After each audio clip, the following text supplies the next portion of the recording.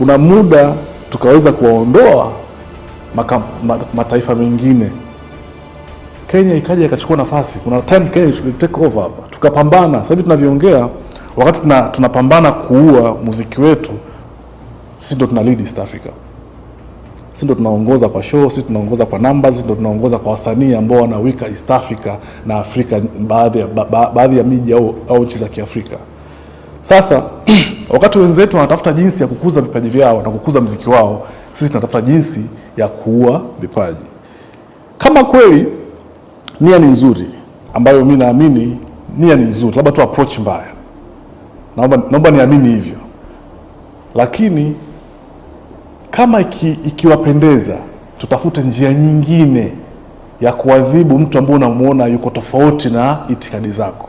Kwangu mimi, nikisema nizungumzie upande wa wasanii, naona ni msanii ambaye ameadhibiwa kwa kosa la kujitafutia riziki. Ni kwa kosa la kwenda kutafuta kipato chake. Kumbuka wasanii walikuwa kwenye majukwaa ya siasa, walikuwa wanalipwa. Huo ndio kweli, mimi najua walikuwa wanalipwa. Hamna msanii ambaye alikuwa afanya kazi bure. Kwa maana yake ameenda kujitafutia riziki, sisi tunamwadhibu kwa sababu anaenda kutafuta riziki yake. Lakini pia msanii anayo haki ya kuchagua chama, kama nilivyomtaja hapa Sugu. Sugu ni msanii, lakini amechagua chama ambacho anakifanyia kazi. Nay tena wa Mitego, naomba leo usikae kimya.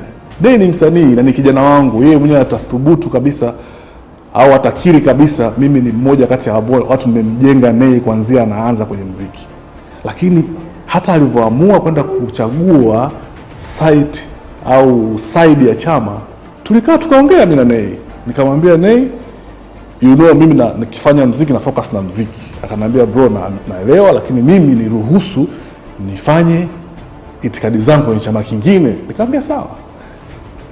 Nay sijawahi kumvunjia heshima, sijawahi kumnyima platform. Tena nakumbuka hata mwaka 2022 tulipata nafasi ya kufanya kampeni ya kuhamasisha watu kuchanja baada ya ile janga la COVID, na one of my taasisi ilipewa hiyo kazi. Nikiamini Nay ni mtu ambaye ana sikio kubwa kwa wananchi chini, nilimfuata Nay nikamwambia kuna kazi hapa ya kampeni ya watu kuchanja.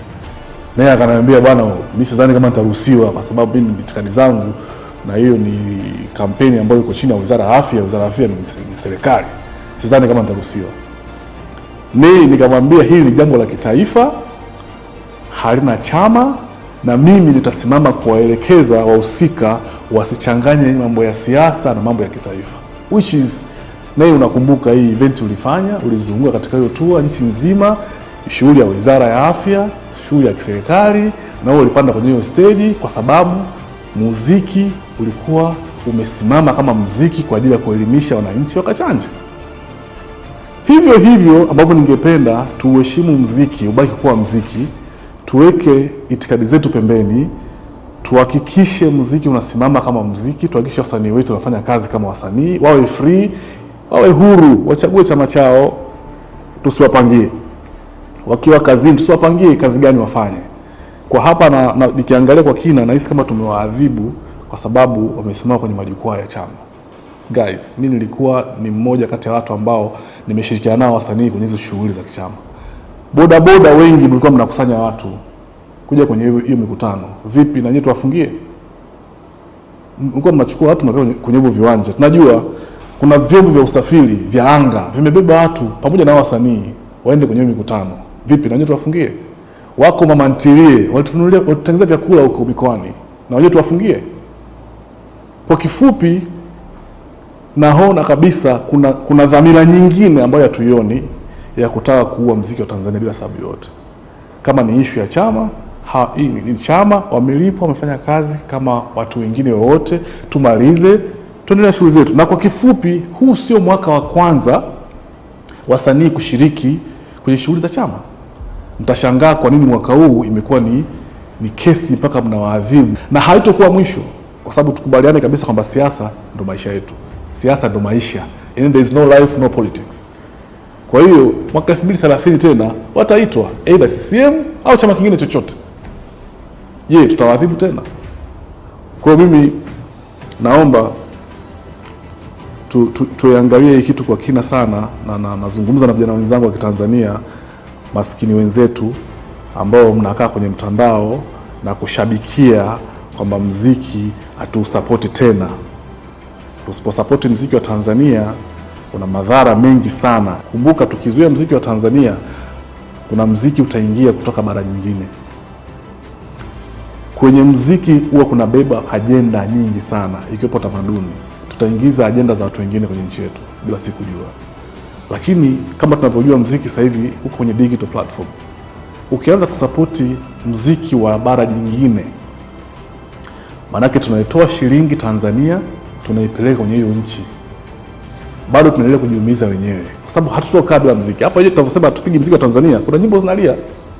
Sisi mashahidi, kuna wasanii wanakuwa maarufu ambao watu wajui bila nyinyi kujua. Hao jamaa wana collect hela. Tunaitoa hela Tanzania tunaipeleka nje ya Tanzania. Kama ilikuwa shida ni kwamba tunataka msanii ambaye hajapanda kwenye jukwaa la CCM tumike. Sugu, narudia tena, una wimbo wako ule ambao tunafahamu. Masela mnataka nini? Haki. Tunadai haki. Kwa nini tujatumia huo wimbo? Kwa hiyo tumeruka hili kwamba hata huu wimbo wa Sugu ambao unaongelea Kariakoo tunataka haki, Machinga wanataka haki, nani anataka haki, na wenyewe pia hatujautumia. Tumeenda kuchukua muziki mwingine tumeuleta hapa ndani. Naongea haya yote kwa sababu naamini movement tunayoenda ni ya kwenda kuua kiwanda kikubwa ambacho kina ajiri vijana wengi na ni kiwanda kenye masharti nafuu kwa vijana. Kuna wakati naamini wadogo zangu wanakosea, wanateleza.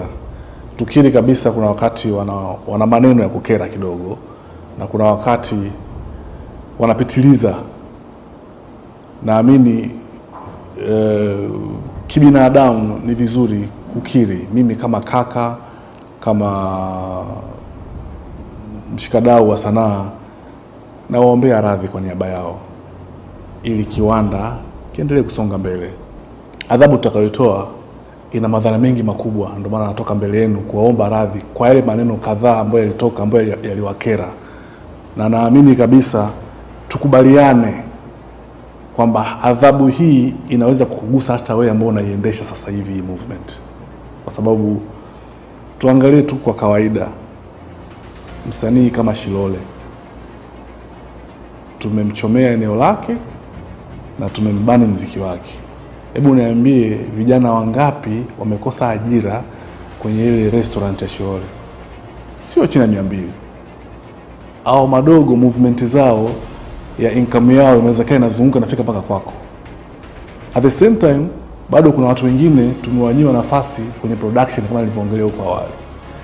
Mtu kama Diamond, ndio inawezekana ametukera au anatukera, lakini Diamond ni kweli tunataka tumuue kabisa asiwepo katika industry? Tujiulize, ni kweli tunataka tumuue Diamond? Diamond ambaye ametusaidia kumleta mtoto wa Uswahilini Konde, Diamond ambaye amemleta Rayvanny, Diamond amemleta Zuchu, Diamond ameleta Lavalava. Hao wote ni watoto wa Kiswahili maskini wenzake, amewashika mkono kuwaleta juu. Diamond huyu mwenye media house ambaye ameajiri vijana pale zaidi ya 500. Kwa hiyo naomba radhi kwa yale machache ambayo yanawakera, ili kiwanda kiendelee. Kiwanda kiendelee kuzalisha, kiwanda kiendelee kutoa nafasi kwa vijana walio wengi. Naamini nimeeleweka na matumaini yangu tutafanyia kazi maombi yangu, au mtayaridhia maombi yangu kwa mustakabali wa sanaa ya Tanzania. Kiwanda kikubwa ambacho kimechukua vijana wengi, na nikisema kiwanda namaanisha muziki, movie na kila kitu ambacho kipo ndani ya burudani Tanzania. Na kwa kusema hayo, mimi natamani kuna tamasha kubwa sana hivi karibuni. Litokee tamasha kubwa la bure ambalo hatutochara shilingi, wasanii waje kwa wingi na washikadau na mashabiki wajitokeze kwa wingi. Tutaitumia hii kama platform ya maridhiano ya burudani Tanzania. Kama tunavyojua, wanasiasa tayari wao wameshafungua mlango wa maridhiano. Kwa hiyo wataongea kama walivyofanya miaka mingine huko nyuma. Kwa hiyo sisi tukae turidhiane kwa kuandaa tamasha kubwa lenye ubora wa kimataifa, jitokeze kwa wingi, hamna kiingilio, wasanii waje watumbuize. Baada hapo maana tutakuwa tumeondoa kiwingu, tuendelee na maisha kama kawaida. Mungu ibariki Tanzania, Mungu ibariki vijana wetu wa Tanzania, Mungu bariki muziki na entertainment industry. Asanteni sana.